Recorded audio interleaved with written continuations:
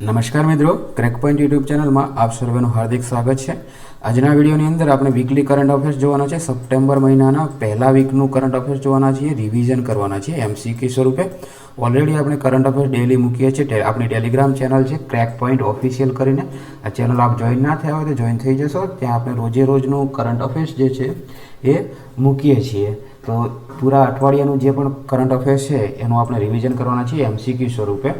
તો વિડીયોની અંદર આપણે પ્રશ્ન જોઈશું અને 4 વિકલ્પ આપેલા છે। વિકલ્પ આપણે જાતે જોઈ લેવાના છે જેથી કરીને વિકલ્પ વાંચવામાં અને સમજાવવામાં સમય ન જાય। સીધો આપણે જવાબ જોઈશું, શું જવાબ આવે છે તે। તો ચાલો વધુ સમય ન લેતા વિડીયો શરૂ કરીએ। પહેલો પ્રશ્ન છે, આઈએમએફમાં એક્ઝિક્યુટિવ ડાયરેક્ટર તરીકે કોની નિયુક્તિ કરવામાં આવી છે? તો આઈએમએફ એટલે કે ઇન્ટરનેશનલ મોનેટરી ફંડમાં એક્ઝિક્યુટિવ ડાયરેક્ટર તરીકે ઉર્જિત પટેલની નિમણૂક કરવામાં આવી છે। બીજો પ્રશ્ન છે, અલ્પસંખ્યાક કાર્ય મંત્રાલયે વિધવા, તલાકશુદા મહિલાઓ અને અનાથો માટે કયા પોર્ટલ પર વધારાનું મોડ્યુલ લોન્ચ કર્યું છે? ઓપ્શન આપણે જોઈ લીધા હશે। જવાબ આવશે ઉમ્મીદ પોર્ટલ પર વધારાનું મોડ્યુલ લોન્ચ કર્યું છે। કોના માટે? વિધવા, તલાકશુદા મહિલાઓ અને અનાથ બાળકો માટે। કેનેડામાં ભારતના નવા હાઈ કમિશનર તરીકે કોની નિમણૂક કરવામાં આવી છે? તો કેનેડાની અંદર ભારતના નવા હાઈ કમિશનર તરીકે દિનેશ કે પટનાયકની નિમણૂક કરવામાં આવી છે। Asian short track speed skating trophy 2025નું આયોજન ક્યાં કરવામાં આવ્યું? તો Asian short track speed skating ટ્રોફીનું આયોજન જે છે એ દહેરાદૂન ઉત્તરાખંડ ખાતે કરવામાં આવ્યું હતું। ભારતમાં ફીડે વર્લ્ડ કપની મેજબાની કયું રાજ્ય કરશે? તો 2025માં જે ફીડે વર્લ્ડ કપ યોજાવાનો છે એની મેજબાની કયું રાજ્ય કરશે? આ 4 પૈકી તો ગોવા રાજ્ય એની મેજબાની કરશે। અને ખાસ વાત એ છે કે આ જે ફીડે વર્લ્ડ કપ છે એ 23 વર્ષ પછી ભારતમાં ફરીથી આયોજિત થઈ રહ્યો છે। કેટલા વર્ષ પછી? 23 વર્ષ પછી। આગળનો પ્રશ્ન જોઈએ, તાજેતરમાં કયા ખેલાડીએ આઈપીએલ 2025માંથી નિવૃત્તિ જાહેર કરી છે? તો આઈપીએલમાંથી નિવૃત્તિ જાહેર કરી છે રવિચંદ્રન અશ્વિને। કયા 2 રાજ્યોએ મહાનદી જળ વિવાદ મૈત્રીપૂર્ણ રીતે હલ કરવા સહમતિ આપી છે? તો મહાનદી જળ વિવાદ જે 2 રાજ્યો વચ્ચે ચાલતો હતો એ મૈત્રીપૂર્ણ રીતે હલ કરવા માટે સહમતિ આપી છે। કયા 2 રાજ્યો છે? જોઈશું। જવાબ આવશે ઓડિશા અને છત્તીસગઢ રાજ્ય। આ બંને રાજ્યોએ મૈત્રીપૂર્ણ રીતે હલ કરવા માટે સહમતિ આપી છે જે જળ વિવાદ હતો એને। આગળનો પ્રશ્ન જોઈએ, પુડ્ડુચેરીએ ચોક્કસ ડિજિટલ શહેરી જમીન રેકોર્ડ બનાવવા માટે કયો પ્રોજેક્ટ શરૂ કર્યો છે? એટલે કે જે શહેરી જમીન રેકોર્ડ બનાવવા માટે જે છે એક પ્રોજેક્ટ લોન્ચ કર્યો છે। એનું નામ શું છે? એનું નામ છે નકશા પ્રોજેક્ટ। યાદ રાખીશું, નકશા પ્રોજેક્ટ અગત્યનો પ્રશ્ન છે। ભારત અને ભૂટાને કયા ક્ષેત્રોમાં સહયોગ વધારવા માટે થિમ્ફુમાં એમઓયુ પર સહી કરી છે? તો ભારત અને ભૂટાને કયા ક્ષેત્રમાં સહયોગ વધારવા માટે એમઓયુ પર સહી કરી છે? તો જવાબ આવશે કૃષિ અને એને સંબંધિત જે પણ ક્ષેત્રો છે એને લગતા એમઓયુ કર્યા છે। આગળનો પ્રશ્ન જોઈએ, સ્ટ્રેટેજિક રોડમેપ વિકસિત ત્રિપુરા 2047 કોણે લોન્ચ કર્યું છે? તો વિકસિત ત્રિપુરા 2047 લોન્ચ કર્યું છે ત્રિપુરાના સીએમ ડોક્ટર માણિક શાહે લોન્ચ કર્યું છે। ભારતની પ્રથમ સેમિકન્ડક્ટર ચિપ કોણે તૈયાર કરી છે? તો ભારતની પ્રથમ સેમિકન્ડક્ટર ચિપ જે છે એ CG power and industrial solution નામની કંપનીએ લોન્ચ કરી છે। નામ યાદ રાખીશું, CG power and industrial solutions. આગળનો પ્રશ્ન જોઈએ, ભારતનું પ્રથમ નેશનલ બાયો ફાઉન્ડ્રી નેટવર્કનું ઉદ્ઘાટન કોણે કર્યું? ભારતનું પ્રથમ નેશનલ બાયો ફાઉન્ડ્રી નેટવર્કનું ઉદ્ઘાટન કર્યું છે ડોક્ટર જીતેન્દ્ર સિંહે। ભારતનું પ્રથમ ફાઇટોસોર ફોસિલ ક્યાં શોધાયું છે? તાજેતરની અંદર ફાઇટોસોર ફોસિલ શોધાયું એ ક્યાં આગળ શોધાયું છે? તો રાજસ્થાનની અંદર જયપુરમાંથી આ મળી આવ્યું છે। સુરુ સમર ફેસ્ટિવલ ક્યાં આયોજિત થયો? તો તાજેતરની અંદર સુરુ સમર ફેસ્ટિવલ આયોજિત થયો હતો એ ક્યાં આગળ આયોજિત થયો હતો? તો જવાબ આવશે થુલુસ સ્પેન સુરુવેલી કારગિલ ખાતે આયોજિત થયો હતો। યાદ રાખીશું, થુલુસ સ્પેન સુરુવેલી। પ્રધાનમંત્રી નરેન્દ્ર મોદીએ સેમિકોન ઇન્ડિયા 2025 કોન્ફરન્સનું ઉદ્ઘાટન ક્યાં કર્યું? સેમિકોન ઇન્ડિયા 2025 આ જે કોન્ફરન્સ જે છે એનું ઉદ્ઘાટન ક્યાં કર્યું હતું? નવી દિલ્હી ખાતે। અને એક્ઝેક્ટ જગ્યા પૂછાય તો યશોભૂમિ ખાતેથી એનું ઉદ્ઘાટન કર્યું છે। ભારતનો પહેલો સ્વદેશી બનેલો સેમિકન્ડક્ટર ચિપ કયો છે? તો ભારતમાં નિર્મિત સૌથી પહેલું સેમિકન્ડક્ટર ચિપ જેનું નામ છે વિક્રમ 3201. ખાસ યાદ રાખીશું, અગત્યનો પ્રશ્ન છે. પહેલું સ્વદેશી બનેલો સેમિકન્ડક્ટર ચિપનું નામ છે વિક્રમ 3201. ભારતનો પહેલો સેમિકન્ડક્ટર ફેબ્રિકેશન પ્લાન્ટ ક્યાં બનશે? તો જે ભારતનો જે પહેલો સેમિકન્ડક્ટર ફેબ્રિકેશન પ્લાન્ટ છે એ બનશે ધોલેરા, ગુજરાત ખાતે. ભારત અમેરિકાનો 21મો સંયુક્ત સૈન્ય અભ્યાસ જેનું નામ છે યુદ્ધ અભ્યાસ ક્યાં શરૂ થયું છે? તો એ શરૂ થયું છે અલાસ્કા ખાતે શરૂ થયું છે. તાજેતરમાં કયા દેશમાં ભારત સાથે અંતરિક્ષ સહકાર વધારવા પર સંમતિ આપી છે? તો કયો દેશ છે જેણે ભારત સાથે અંતરિક્ષ સહકાર વધારવા માટે સંમતિ આપી છે? તો એ જર્મની દેશ છે. સિંગાપુરના નવા પ્રધાનમંત્રી જેઓ ભારત આવ્યા તેમનું નામ શું છે? આવા ઘણીવાર પરીક્ષામાં જે પણ ભારતની મુલાકાત લેતા હોય છે વડાપ્રધાન, એમના નામ અંગેના ઘણીવાર પરીક્ષામાં પ્રશ્નો આવતા હોય છે.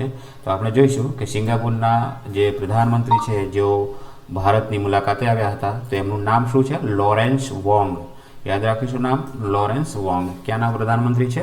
સિંગાપુરના પ્રધાનમંત્રી છે. આગળનો પ્રશ્ન જોઈએ. સુપ્રીમ કોર્ટે કયા વિષય પર કેન્દ્રને નીતિ બનાવવાનું કહ્યું છે? તો સુપ્રીમ કોર્ટે વિદેશી નાગરિકોનું જે ફરાર થવું આ અંગે નીતિ બનાવવાનું કહ્યું છે. 56મી જીએસટી કાઉન્સિલ બેઠક ક્યાં યોજાઈ હતી? તાજેતરની અંદર 56મી જીએસટી કાઉન્સિલની બેઠક મળી હતી.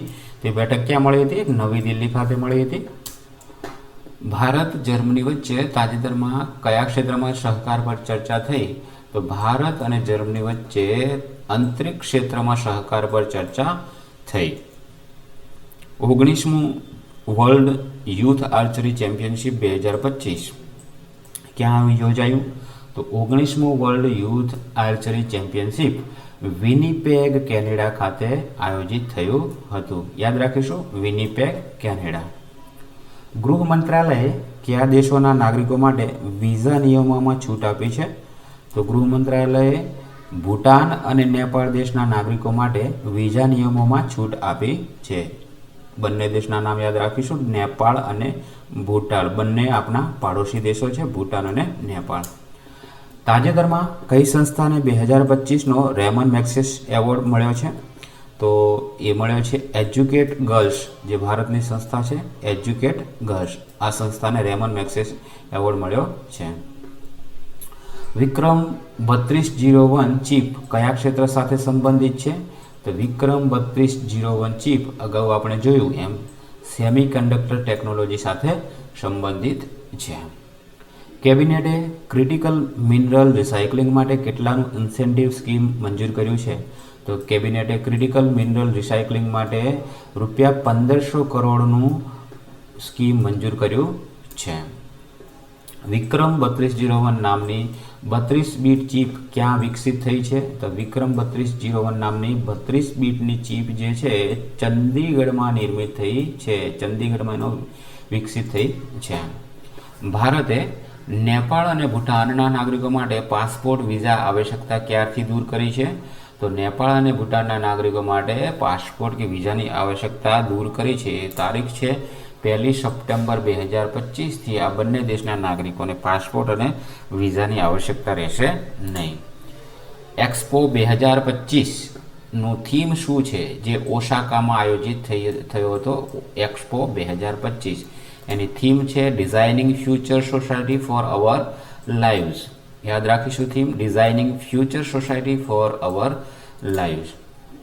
Hydrogen powered plasma torch technology ક્યાં વિકસિત થઈ? તો hydrogen powered plasma torch technology દક્ષિણ કોરિયામાં વિકસિત થઈ છે. નારી 2025 સર્વેમાં મહિલા સુરક્ષા ઇન્ડેક્સ કેટલું રહ્યું?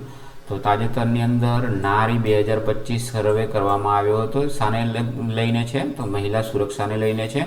તેમાં આપણે જે છે ઇન્ડેક્સ કેટલું રહ્યું છે? તો 65% રહ્યું છે. એટલે કે 65% મહિલાઓ સલામત છે. ફેસ્ટ 5 ઇન્ટરનેશનલ ફિલ્મ ફેસ્ટિવલ ક્યાં શરૂ થયો?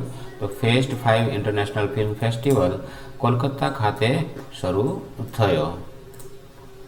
2025ના પ્રથમ અર્ધ વર્ષમાં સૌથી વધુ ગ્રીનહાઉસ ગેસ ઉત્સર્જન કયા દેશે કર્યું છે? તો 2025નું જે પ્રથમ અર્ધ વર્ષ એટલે કે 6 મહિનાની અંદર સૌથી વધુ ગ્રીનહાઉસ ગેસ જે છે એ અમેરિકા દેશે ઉત્પાદિત કર્યું છે. શિક્ષણ મંત્રાલયે નેશનલ ટીચર્સ એવોર્ડ 2025 માટે કેટલા વિજેતાઓની જાહેરાત કરી છે? તો શિક્ષણ મંત્રાલયે કુલ 45 શિક્ષકો એટલે કે વિજેતાઓની જાહેરાત કરી છે શ્રેષ્ઠ શિક્ષક તરીકેની. તો યાદ રાખીશું કેટલા વિજેતાઓ છે? 45.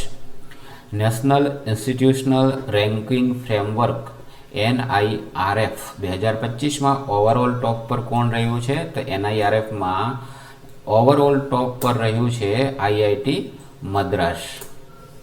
વર્લ્ડ બોક્સિંગ દ્વારા આયોજિત પ્રથમ વર્લ્ડ બોક્સિંગ ચેમ્પિયનશિપની મેજબાની કયા દેશમાં થઈ? તો વર્લ્ડ બોક્સિંગ દ્વારા જે આયોજન થયું હતું પ્રથમ વર્લ્ડ બોક્સિંગ ચેમ્પિયન જે છે એનું આયોજન થયું યુનાઇટેડ કિંગડમ એટલે કે ઇંગ્લેન્ડ ખાતે એનું આયોજન થયું. 20મો ગ્લોબલ સસ્ટેનેબિલિટી સમિટ કયા દેશમાં યોજાયો? તો 20મો ગ્લોબલ સસ્ટેનેબિલિટી સમિટ જે છે એ ભારતમાં યોજાયો હતો. ઓડિટ બ્યુરો ઓફ સર્ક્યુલેશન એટલે કે ABCના અધ્યક્ષ તરીકે કોની નિયુક્તિ કરવામાં આવી છે? તો ઓડિટ બ્યુરો ઓફ સર્ક્યુલેશનના અધ્યક્ષ તરીકે કરુણેશ બજાજ, નામ યાદ રાખીશું, કરુણેશ બજાજની નિયુક્તિ કરવામાં આવી છે. પ્રથમ ફુજેરા ગ્લોબલ સુપરસ્ટાર્સ ચેસનું ખિતાબ કોણે જીત્યું છે? તે ખિતાબ જીત્યું છે પ્રણવ વેંકટેશ. આપણા ભારતના પ્રણવ વેંકટેશે જે છે એ ફુજેરા ગ્લોબલ સુપરસ્ટાર ચેસનું ખિતાબ જીત્યું છે. UNFPA ઇન્ડિયા માટે જેન્ડર ઇક્વાલિટી માટે માનદ એમ્બેસેડર તરીકે કોને નિયુક્ત કરવામાં આવ્યા છે? તો એમ નિયુક્ત કરવામાં આવ્યા છે કૃતિ સેનનને. એક્ટ્રેસ છે કૃતિ સેનન, એમને નિયુક્ત કરવામાં આવ્યા છે. અન્નપૂર્ણા યોજના સફાઈ કર્મચારીઓ માટે ક્યાં શરૂ કરવામાં આવી છે? તો અન્નપૂર્ણા યોજના કોના માટે શરૂ કરવામાં આવી છે? સફાઈ કર્મચારીઓ માટે. તો એ ક્યાંક શરૂ કરવામાં આવી છે? બેંગલુરુ ખાતે યોજના શરૂ કરવામાં આવી છે. સેમિકોન ઇન્ડિયા 2025નું આયોજન ક્યાં થયું? તો સેમિકોન ઇન્ડિયા 2025નું તાજેતરમાં આયોજન થયું હતું. કઈ જગ્યાએ થયું હતું? નવી દિલ્હી ખાતે એનું આયોજન થયું. ભારતના UAEમાં તાજેતરના રાજદૂત તરીકે કોણ નિયુક્ત થયા છે? તો UAEમાં ભારત તરફથી જે રાજદૂત તરીકે નિયુક્ત થયા છે એમનું નામ છે દીપક મિત્તલ. ખાસ યાદ રાખીશું, શું નામ છે? દીપક મિત્તલ. UAEમાં દીપક મિત્તલ અને કેનેડાની અંદર દિનેશ પટનાયક. બંને યાદ રાખીશું. દિનેશ પટનાયક ક્યાં આગળ? કેનેડામાં, અને UAEમાં દીપક મિત્તલ. NIRF 2025 ઇજનેરી કેટેગરીમાં પ્રથમ સ્થાન કઈ સંસ્થાને મળ્યું છે? તો NIRF 2025માં ઇજનેરી કેટેગરીમાં પ્રથમ સ્થાન મળ્યું છે IIT મદ્રાસ. ઓવરઓલ કેટેગરીમાં પણ IIT મદ્રાસ છે અને ઇજનેરી કેટેગરીમાં પણ IIT મદ્રાસ. આગળનો પ્રશ્ન જોઈએ. ફુજેરા ગ્લોબલ ચેસ ચેમ્પિયનશિપમાં પ્રણવ વેંકટેશે અંતિમ રાઉન્ડમાં કયા ગ્રાન્ડ માસ્ટરને હરાવ્યો હતો? તો કોની સામે જે છે પ્રણવ વેંકટેશ ચેસ રમ્યા હતા જે ફાઇનલમાં અને એમને હરાવ્યો હતો? એનું નામ છે એલન પિચોટ.